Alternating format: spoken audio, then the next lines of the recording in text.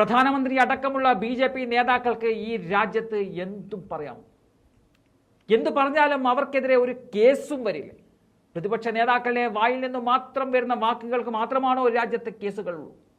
ഈ ചോദ്യം കഴിഞ്ഞ കുറേ വർഷങ്ങളായി പലരുടെയും മനസ്സിലുള്ള ചോദ്യമാണ്. ഇവിടെ പലപ്പോഴും സംഭവിച്ചു കൊണ്ടിരിക്കുന്നതും അങ്ങനെ തന്നെയാണ്. രാഹുൽ ഗാന്ധി അടക്കമുള്ളവരുടെ വായിൽ നിന്നും വീണ വാക്കിന്റെ പുറത്ത് കേസെടുത്ത രാജ്യത്ത് ബി.ജെ.പി. നേതാക്കളിൽ പലരുടെയും വർഗീയ പരാമർശങ്ങൾ അടക്കമുള്ളത് കണ്ടില്ലെന്ന് നടിക്കുന്ന പ്രവണത പലയിടങ്ങളിലും ഉണ്ടായിട്ടുണ്ട്. ഇപ്പോഴത്തെ തെരഞ്ഞെടുപ്പ് വേളയിൽ ഈ വിഷയങ്ങളൊക്കെ ചൂണ്ടിക്കാട്ടിക്കൊണ്ട് തെരഞ്ഞെടുപ്പ് കമ്മീഷന് പരാതി നൽകിയിരിക്കുകയാണ് ഇന്ത്യ മുന്നണി.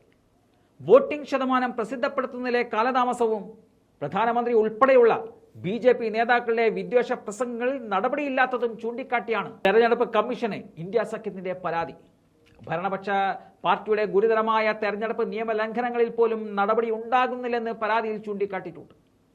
തെരഞ്ഞെടുപ്പ് നിയമങ്ങളുടെ നഗ്നമായ ലംഘനങ്ങൾക്കാണ് ഈ ലോക്സഭാ തെരഞ്ഞെടുപ്പ് സാക്ഷ്യം വഹിച്ചിട്ടുള്ളത്.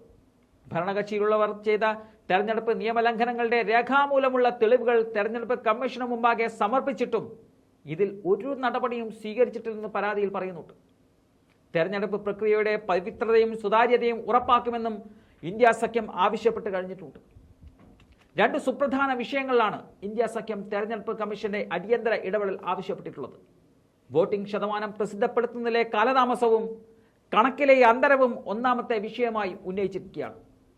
മാതൃകാ പെരുമാറ്റച്ചട്ടം ലംഘിച്ച് പ്രധാനമന്ത്രി നരേന്ദ്രമോദി നടത്തുന്ന നിരന്തരമായ വിദ്വേഷ പ്രസംഗങ്ങളിൽ നടപടി ഉണ്ടാകാത്തതും ഇന്ത്യ സഖ്യം കമ്മീഷന് മുമ്പാകെ നൽകിയ പരാതിയിൽ ചൂണ്ടിക്കാട്ടിയിട്ടുണ്ട്.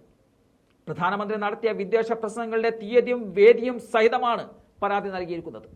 ഈ കാര്യങ്ങളെല്ലാം കണക്കിലെടുത്ത് വിഷയത്തിൽ ശക്തമായ നടപടി സ്വീകരിക്കണമെന്നും ഇന്ത്യ സഖ്യം നൽകിയ പരാതിയിൽ ആവശ്യപ്പെട്ടിട്ടുണ്ട്.